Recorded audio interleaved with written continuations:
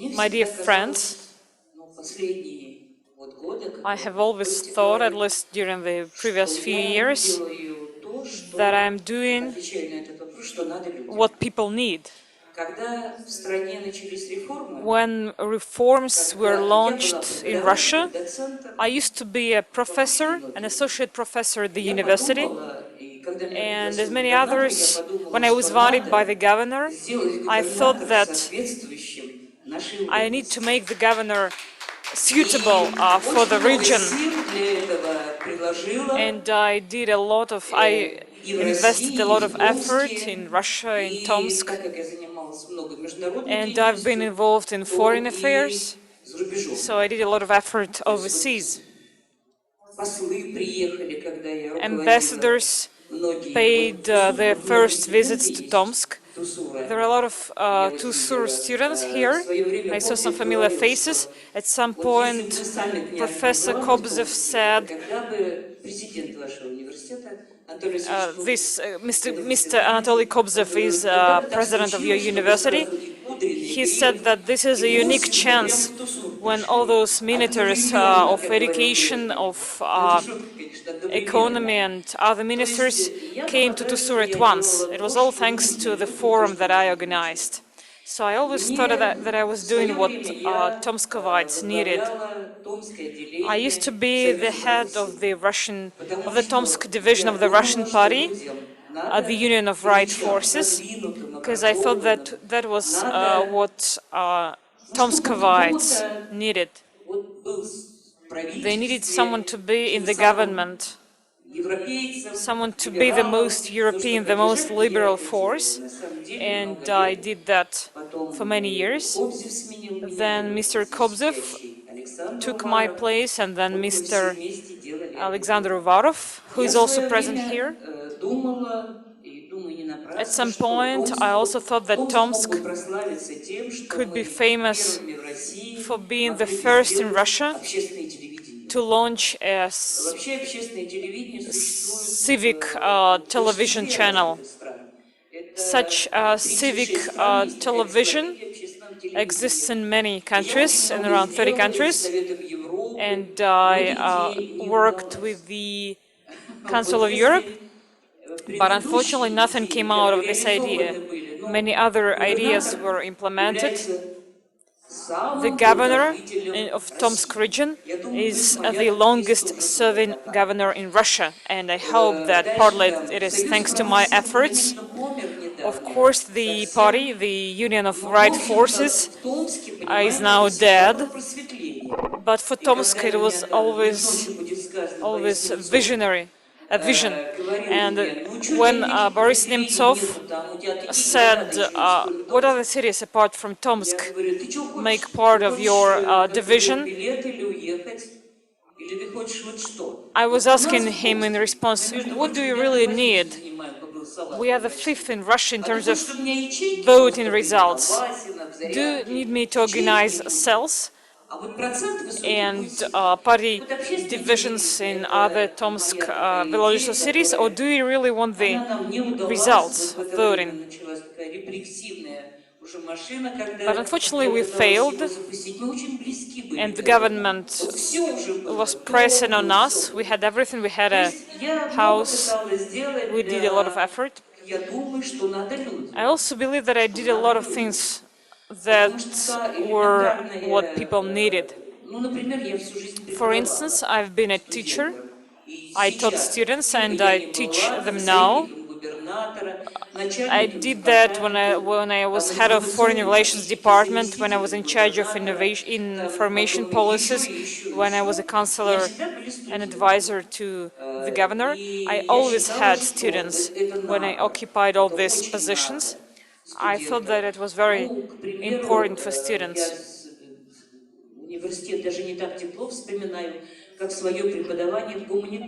I, of course, remember the university, but I remember the Lyceum, Humanities Lyceum, where I worked with even more warmth in my heart.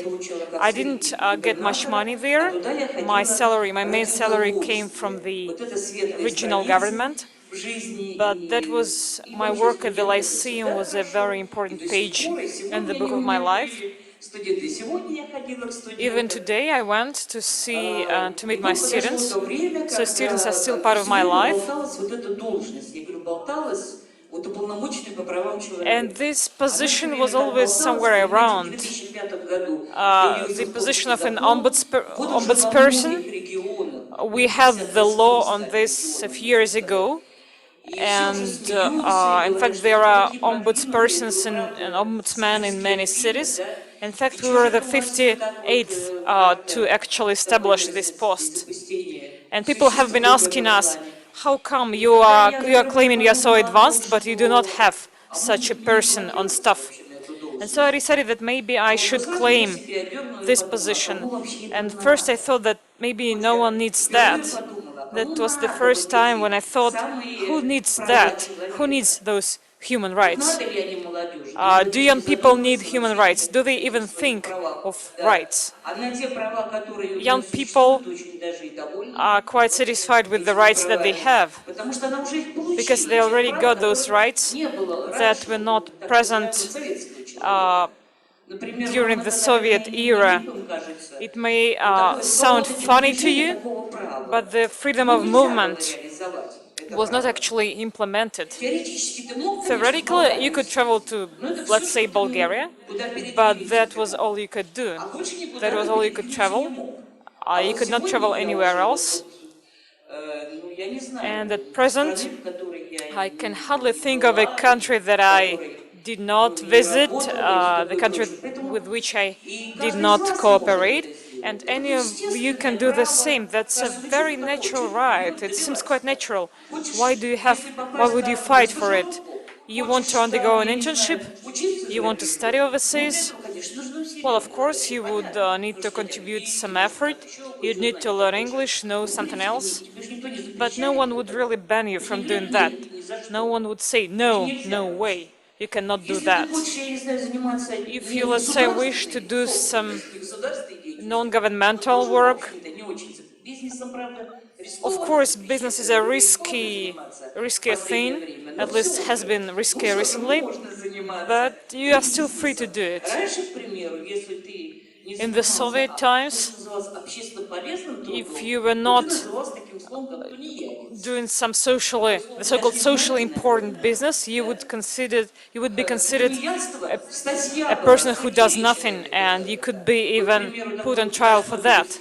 You have heard about Joseph Brodsky, who became a Nobel Prize laureate. He was put on trial for allegedly doing nothing because he was not working properly according to Soviet standards. So he was put on trial and he was banished to the northern regions of Russia, because they thought that in order to write poetry, you have to graduate from the relevant department. If you wanted to go abroad and study or work there, you would be considered a person, and you could be put on trial for treason. So when I thought, when I was wondering whether I should become an ombudsperson, I initially thought that maybe young people and many other segments of society might not actually need those rights. They need a good house, a nice car, and some other things, tangible things. It's been less than a year that I've been at this position, and now I realize that people do need for their rights to be observed.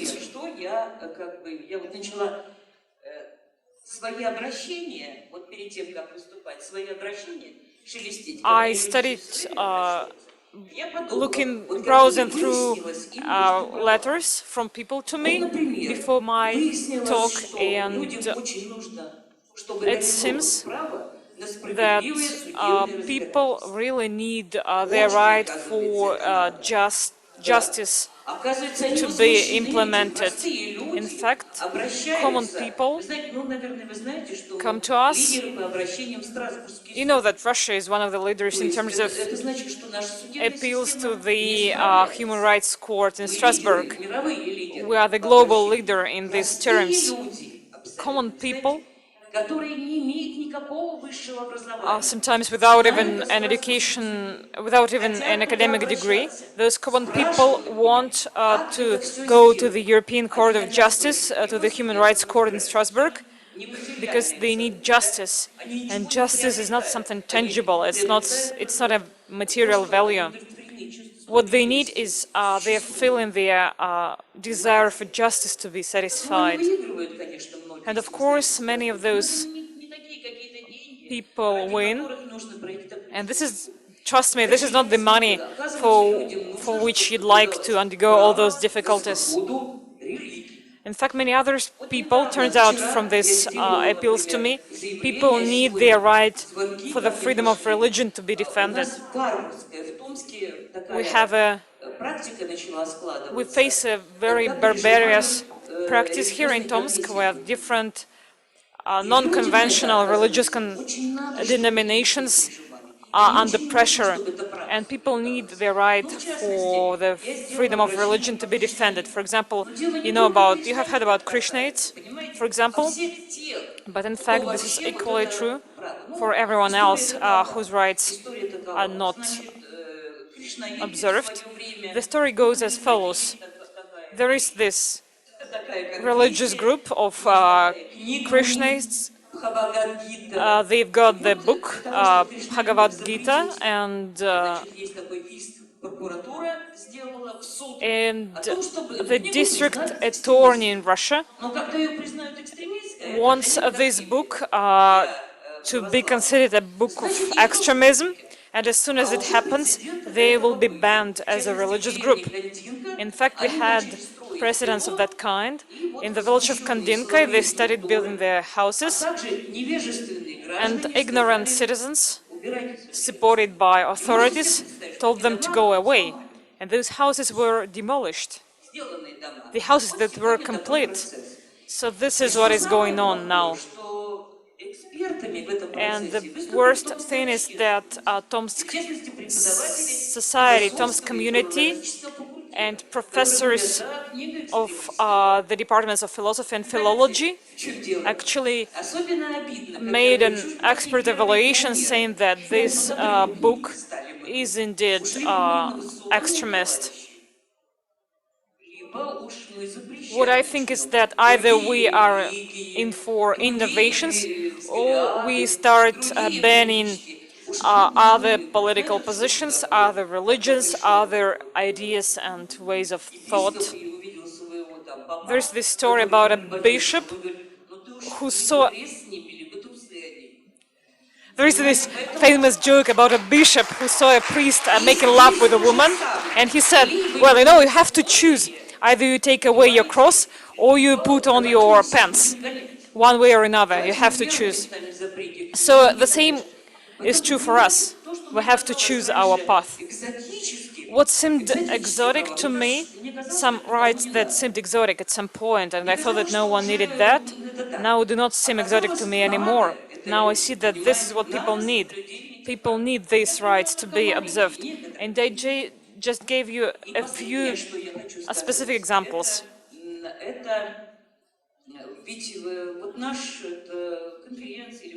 And this forum or conference, I don't know even how to refer to this event, TEDx. I can refer to it this way or another, but the question is what people need, and I try to respond to the question, and it turns out that people need a lot. When I was a kid, people would say, but one doesn't really need much to be happy. We will survive anything, just make sure that there will be no war. But I believe this is an outdated view. This is a very old perception, and now we are different in terms of our mentality. I believe, though you are just part of society, you might be the best part of it. And within Russia, in terms of mentality, there is a bigger gap between people in terms of mentality, bigger than in terms of financial status. Because our property gap is not as wide as our mentality gap. Some of us live in one epoch and others live in a different era. Still, a lot of faculty members, for example, according to their tradition, plant potatoes, for instance, as they used to do this for ages.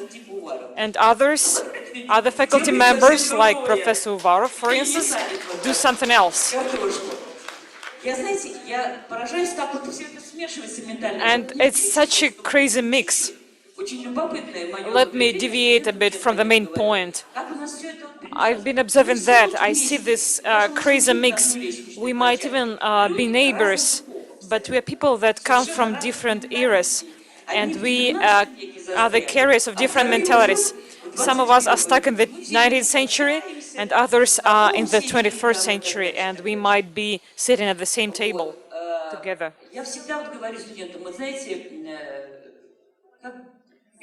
I always say to my students that our weddings are quite often disgusting in terms of the rituals that accompany them. There is a car with dead flowers and ribbons in front of the registration office. People go to the registration office, then to the church, then to the Lenin statue, then to the Lagerny, which is a memorial place, and so on. This is such a crazy, incredible mix of traditions. You sign the registry, then you go to the church, then you still go to Pushkin or Lenin. Well, Pushkin is actually closer geographically. But now that the registration office is not open there anymore, then we will need to find another object of worship. So this is all one crazy mixture. And another question we should try to ask today, we should try to come up with an idea that is worth spreading. And as a Tomsk ombudsperson, I came up with such an idea that I would like to share with you, and I would like to draw your attention to it. I believe it is worth sharing and spreading, at least in Russia. This idea is the so-called Institute of Reputation. There are different ways to fight the violation of human rights. My way is as follows. One needs to track and to identify organizations and personalities. I cannot really put pressure on each businessman. I need to usually deal with state authorities and public officials. For example, I can put pressure on members of parliament, so that's why I studied with the Tomsk State Duma. So what I need to do is to tell everyone that this person is not a good person. So I have to do something to actually damage his reputation. First, I was told that no one would care much. Let's say you'd say that this person is not a good person. For example, this company that deceived its clients, a construction company that deceives its clients. So I did that. I did everything to destroy his reputation. And this person is Vladimir Zamoshin, a local member of parliament, head of the company Su-13. This is a construction company. And I charged him with violating two important constitutional rights. The right to having a house. And I should say that I actually won the trial, in the court.